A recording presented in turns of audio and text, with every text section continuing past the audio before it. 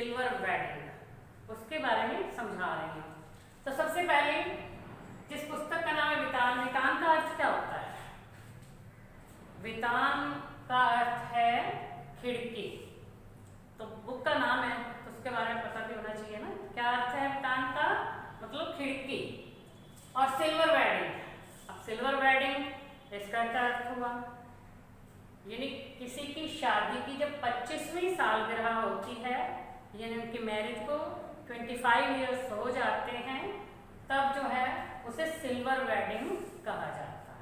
यानी वो silver wedding क्या क्या मनाते हैं, 25 साल हो गए हैं शादी को, तो उस पर लोग जो हैं बड़े स्पेशल काम करते हैं, मतलब कुछ तो मनाते भी बहुत ऐसे जैसे कोई शादी हो रही हो इस तरह से मनाते हैं, बहुत अच्छी पार्टियां करते हैं। कई जो है बाहर जाते हैं, कुछ जो है ठान लेते हैं कि आज हम ये अच्छा काम करेंगे, तो किसी भी तरीके से मतलब मनाते हैं। जब 25 साल हो जाते हैं तो सोचते हैं कि इसको बड़ी धूमधाम से मनाया जाए। तो इसमें भी, इस पाठ में भी इसी के बारे में बताया गया है। अब ये एक कहानी है और जिसके लेखक हैं मनोहर श्याम जोशी। तो ये मनोहर श्याम जोशी की एक लंबी कहानी है। इसमें जो है पहाड़ से आकर दिल्ली बस गए एक सेक्शन ऑफिसर यशोधर पंत उनका नाम है। उनके विवाह की 25वीं वर्षगांठ अर्थात सिल्वर वेडिंग को आधार बनाकर ये कहानी जो है लिखी गई है। और इसमें पीढ़ियों के अंतर विरोधों को दर्शाया गया है। यानी पुरानी पीढ़ी के लोग जो एज्ड होते हैं, मतलब वो क्या करते हैं, पहले लोग कैसे जो मनाते थे और आज के जो बच्चे हैं वो कैसे मनाते हैं 25वीं वर्षगांठ या कोई भी। अब तो जो 25वीं तक कौन वेट करता है, अब तो पहले ही जब 1 साल हो गया उसको भी मना लेते हैं। धीरे धीरे जो है महीने बाद भी मनाने लग गया, 1 महीना हो गया, 2 महीने, बर्थडे भी बच्चों को ऐसे मनाने लग गए और जो है मैरिज एनिवर्सरी भी ऐसे मनाने लग गए हैं। तो जो पुराने लोग थे वो जो है ये सब कुछ नहीं करते थे, लेकिन आजकल के लोग जो हैं वो अपने मम्मी पापा की भी 25वीं सालगिरह आ गई है शादी की, तो उस पर भी पार्टियां रख देते हैं और उनसे पूछते भी नहीं हैं, उन्हें बताते भी नहीं हैं। अभी इनके इसमें जो है मुख्य पात्र, इस कहानी के मुख्य पात्र यशोधर पंत यानी यशोधर बाबू, वो ऑफिस में बैठे हैं। तो दफ्तर की घड़ी के अनुसार 5:25 पे उन्होंने जो है अपनी आखिरी फाइल को बांधा और रख दिया और अपने साथ काम करने वाले लोगों की तरफ देखा, यानी जो उनके साथ काम कर रहे थे उनकी तरफ उन्होंने देखा, जो कि अब तक क्यों बैठे थे, क्योंकि यशोधर बाबू वहाँ पे बैठे थे। ठीक है, वो हेड थे। अब वो जब तक बैठे हैं तो दूसरे आदमी कैसे छोड़ के जा सकते हैं काम को, तो वो उनके साथ बैठे रहने को मजबूर थे। उन्हीं में से एक लड़का सीधा असिस्टेंट ग्रेड पर आया था, जो जिसकी कास्ट चड्ढा थी। उनको जो है उस लड़के को इनका यह व्यवहार पसंद नहीं आता था कि खुद भी बैठे रहते हैं, टाइम के बाद भी ऑफिस बंद नहीं करते, हमें भी नहीं जाने देते हैं। तो वो जो है उनकी घड़ी को चूहेदानी कहता था। जब वो घड़ी देखते थे ना, हाथ पे बंधी हुई थी जो उनके घड़ी देखते, तो वो भी देखते रहते थे, टाइम तो हो गया है लेकिन ये खड़ा होने का नाम ही नहीं ले रहे हैं, तो वो भी देखते रहते, तो उसको चूहेदानी कहता था, उस घड़ी को मजाक उड़ाता था। अब वो घड़ी जो है उन्हें शादी में मिली थी। जब उसने चूहेदानी कहा तो उसने, यशोधर बाबू ने कहा कि ये घड़ी मेरी जो है शादी में मिली हुई है। इससे जो है एक और बाबू वहाँ पे काम करते थे जिनका नाम था मेनन, उन्होंने पूछा कि आपकी शादी कब हुई थी। तो संयोग से क्या हुआ, जब उन्होंने शादी की दिनांक तिथि बताई तो संयोग से उस दिन उनकी शादी की 25वीं सालगिरह थी। तब उन लोगों ने उनसे यशोधर बाबू से पार्टी मांगी। अब वो जो इन बातों पे विश्वास नहीं करते थे, क्योंकि वो एक किशनदा को अपना आदर्श मानते थे, उनके पास ही आकर के रहे थे। जब वो वहाँ से काम करने के लिए पहाड़ी इलाके में रहते थे, पहले वहाँ से जब काम करने के लिए दिल्ली में आए तो वहाँ किशनदा के पास रहे थे और उनके आदर्शों पर चलते थे। इसलिए उन्होंने ये पार्टी वार्टी का जो है देना उन्हें पसंद नहीं था। फिर भी उन्होंने बच्चों के कहने पर क्या करा, 10-10 के 3 नोट निकाल के दे दिए कि ये 30 रुपये लो और तुम पार्टी कर लो। और लेकिन खुद वो उस पार्टी में शामिल नहीं हुए। अब आ जाता है जब वो पार्टी के लिए पैसे तो दे दिए, फिर सोचते हैं मन में भी जो मैं जिनके पास रहता था यानी किशनदा के आदर्शों पर मैं चलता हूँ, उनका पालन करता हूँ, तब उन्हें उसकी याद आती है। तो दूसरा पॉइंट है किशनदा की स्मृति। अब स्मृति मीन्स क्या होता है? स्मृति मीन्स होता है याद। अब यशोधर बाबू याद करते हैं कि जब मैंने मैट्रिक पास की थी यानी 10वीं पास करने के बाद जो मैं किशनदा के पास दिल्ली में आया तो वहाँ किशनदा के क्वार्टर में उनके पास ही रहने लगा। पहले तो वो मुझसे जो है घर का काम करवाते रहते थे क्योंकि उसकी उम्र भी बहुत कम थी उस टाइम पे। अब 10 पास करके जो बच्चा आएगा तो कितनी उम्र होती है। पहले तो मुझे किशनदा ने रसोई के काम में लगा दिया, ये बता रहे हैं ये यशोधर बाबू। लेकिन बाद में क्या हुआ, फिर उन्हें जो है अपने साथ काम पे यानी अपने दफ्तर में नौकरी भी लगवा दी। जब तक किशनदा दिल्ली में रहे थे उनके पटु शिष्य की तरह रहे। पटु मतलब उनके जैसे निपुण शिष्य हैं वैसे रहे। उनके जाने के बाद भी उनके आदर्शों का ही पालन करते रहते थे। जैसे घर में होली गवाना, जनेऊ पूजना, कुमाइनों का जनेऊ बदलवाना, रामलीला की जो तालीम देते हैं, रामलीला की जो शिक्षा देते हैं, उनको घर में भी एक कमरा दे देना, ये काम थे जो उनके गुरु यानी किशनदा करते थे। वही काम जो है ये यशोधर बाबू भी करते हैं। अब फिर उन्हें ये भी याद आया कि किशनदा का जो बुढ़ापा है वो अच्छी तरह से नहीं गुजरा था क्योंकि वो अकेले थे, उनका कोई परिवार नहीं था। तो जब वो रिटायर हो गए तो वहाँ से उन्हें जो है क्वार्टर छोड़ करके जाना पड़ा। क्वार्टर छोड़ के गए तो बाकी जो लोग जो उनके पास रहते थे, कई मतलब बच्चे जो आए पढ़ने के लिए, उन्होंने उन्हें अपने पास रखा। लेकिन किसी की भी ऐसी हिम्मत नहीं हुई कि रिटायरमेंट के बाद जो है उन्हें अपने पास रख लें, क्योंकि उन्हें तो क्वार्टर खाली करना पड़ना था। तो उन्हें जो क्वार्टर खाली करना पड़ा, किसी ने उन्हें अपने पास नहीं रखा। आखिर वो अपने गांव चले गए और गांव जाने के बाद वहाँ पर 1 साल के बाद उनकी मृत्यु हो गई। जब यशोधर बाबू ने उनके रिश्तेदारों से पूछा कि उनकी मृत्यु कैसे हुई, उन्हें क्या हो गया था, तो लोगों ने कहा कि जो हुआ सो हुआ होगा, पता ही नहीं क्या हो गया था, मतलब पता नहीं कैसे मृत्यु हो गई।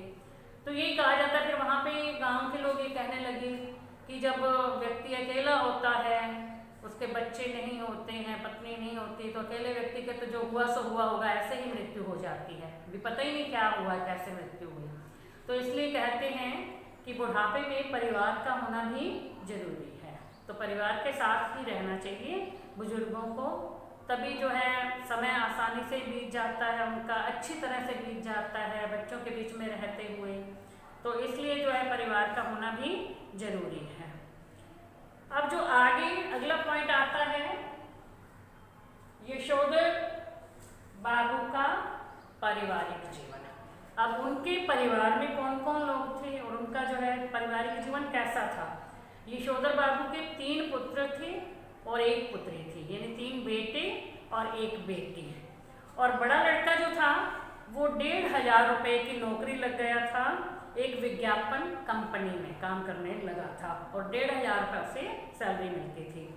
छोटा लड़का जो है IAS में पास तो हो गया था, लेकिन अलाइड सर्विस में नंबर आया, वह नहीं गया और दोबारा परीक्षा देने की सोचने लगा था।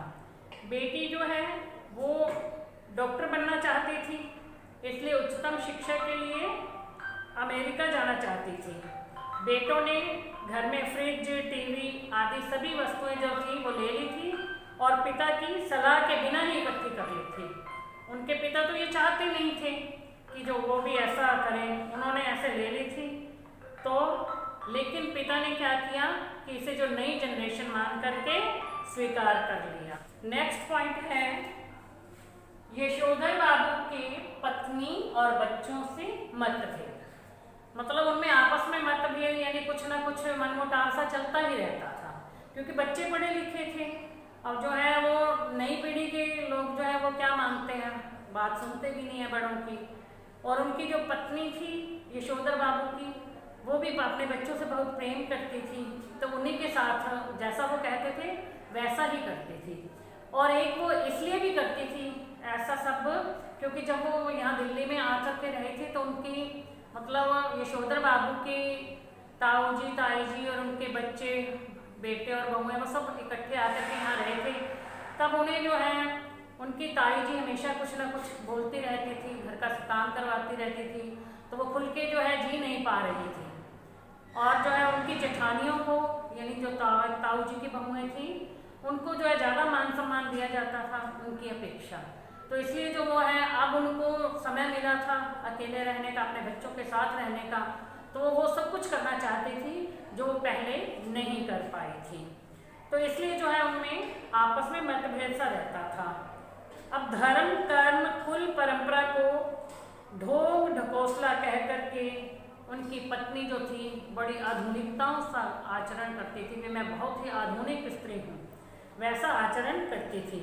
और इसके लिए क्या करती थी, बिना बाजू के ब्लाउज पहनती थी और रसोई में जो है दाल भात खा लेती थी। अपने बेटों की सलाह पर बहुत से ऐसे काम करती थी जो उसे नहीं करने चाहिए थे। और उनकी जो बेटी थी वो अपने आप को बहुत मॉडर्न समझती थी, वो जीन्स टॉप पहन के घूमती रहती थी। यशोधर बाबू को ये सब अच्छा नहीं लगता था और जब भी वो उन्हें ऐसा करते हुए देखते थे तो वो बोलते थे, उन्हें जो है मतलब उनका एक पेट सा डायलॉग था, समहाउ इम्प्रॉपर, ऐसा मतलब उन्हें लगता रहता था। तब ये यही बोलते थे जब भी उन्हें जो कुछ अच्छा नहीं लगता था। अब इसका अगला पॉइंट है यशोधर बाबू का क्वार्टर। तो यशोधर बाबू क्वार्टर में रहते, पहले तो वो जो है किशनदार के साथ उनके क्वार्टर में रहते थे। जब उन्हें भी नौकरी मिल गई तो उन्होंने वहाँ अपना क्वार्टर ले लिया था और वहाँ पर वो जो है रहने लगे थे। तो जब भी वो बिड़ला मंदिर रोज जाते थे, दिल्ली में बिड़ला मंदिर में, बिड़ला मंदिर से लौटते थे तो रास्ते में एक पार्क था, वहाँ पर बैठ कर के कभी तो किसी के प्रवचन सुनने लगते थे और कभी जो है खुद ही ध्यान लगाने लगते थे। उसके बाद पहाड़गंज से सब्जी वगैरह खरीद के घर आ जाते थे। आज जब वो सब्जी खरीद के लौट रहे थे तो उन्होंने देखा कि वो क्वार्टर जो जिसमें वो किशनदा के साथ रहे थे उसको तोड़ दिया गया है और वहाँ पर एक बहुत बड़ी बिल्डिंग बन रही है, बहुत बड़ी इमारत जो है बनाई जा रही थी। तो यह देख करके उन्हें बड़ा दुख हुआ कि आज जो है उनका क्वार्टर भी तोड़ दिया गया है। अगला पॉइंट आता है आप यशोधर बाबू परिवारजनों के बीच। तो यशोधर बाबू जब सब्जी वगैरह लेकर के अपने घर लौटे तो उन्होंने देखा कि उनके क्वार्टर में कोई जश्न मनाया जा रहा है, मतलब पार्टी की गई है, जिसकी उन्हें कोई सूचना नहीं थी। उन्हें बिल्कुल पता नहीं था कि घर में क्या हो रहा है। उन्होंने सोचा कि बच्चों का जो बचपन है, लड़कपन में कोई ना कोई तमाशा कर रहे होंगे, अपने दोस्तों को बुला लिया होगा, कोई पार्टी वार्टी कर रहे होंगे। अब इनकी माया यही जाने। वो तो जब उन्होंने देखा कि उनका जो बड़ा बेटा है वो किसी साहब से हाथ मिलाकर के कार में उन्हें विदा कर रहा है और उनकी जो बेटी है और पत्नी है वो भी कई मेम साहब को वहाँ से विदा कर रही हैं। लड़की अब जीन्स टॉप पहने हुए थी, पत्नी बिना बाजू का ब्लाउज पहने हुए थी। अब उन्हें जो है ये सब देख करके अच्छा नहीं लगा तो उन्होंने इस प्रकार के कपड़े पहनने को देखा, समहाउ इम्प्रॉपर कह करके जो है उनको उनकी बातों पर ध्यान नहीं दिया। अब पत्नी जो है वो भी अपने बच्चों की तरफदारी करती थी, जैसा उनके बच्चे चाहते थे वैसा ही करती थी। जब अंदर गए तो अंदर भी जो है क्वार्टर में पार्टी चल रही थी और अभी भी उनके पुत्र जो थे उनके दोस्त भी साथ में थे और वो नाच गाना कर रहे थे। उनके बड़े लड़के ने जब पिता को देखा तो उन्हें बहुत ऐसा कैसा सा लगा, क्योंकि उन्होंने सिंपल से कपड़े पहन रखे थे और बड़ी लेट आए थे। तो वो बोले कि बब्बा आप भी हद करते हैं, सिल्वर वेडिंग के दिन भी 8:30 बजे घर पहुँचे हैं, आप अब आए हैं और मेरा बॉस तो कब से आपकी राह देख रहा था और वो चला भी गया है। तो उन्हें अब यशोधर बाबू को लगा कि उन्होंने बच्चे से कहा कि हमारे यहाँ पे सिल्वर वेडिंग कब होने लगी, ऐसा उन्होंने बेटे से कहा। तो आगे बेटे ने क्या जवाब दिया कि जब से तुम्हारा बेटा 1,500 रुपये महीना कमाने लगा है ना तब से ये सब होने लगा है। अब उनका भांजा भी वहाँ आया हुआ था जिसका नाम था चंद्रदत्त तिवारी।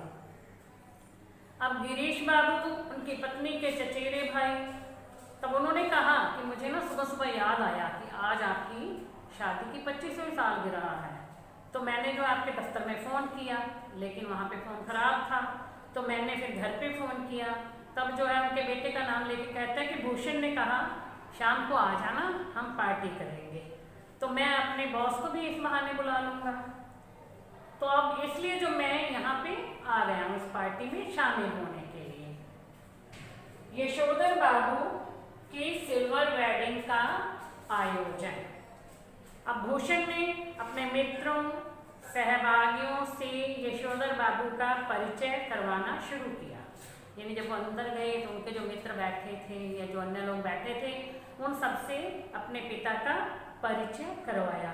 और यशोधर बाबू ने भी थैंक यू कह करके हाथ हिलाते हुए सबका जवाब दिया। फिर केक काटा गया।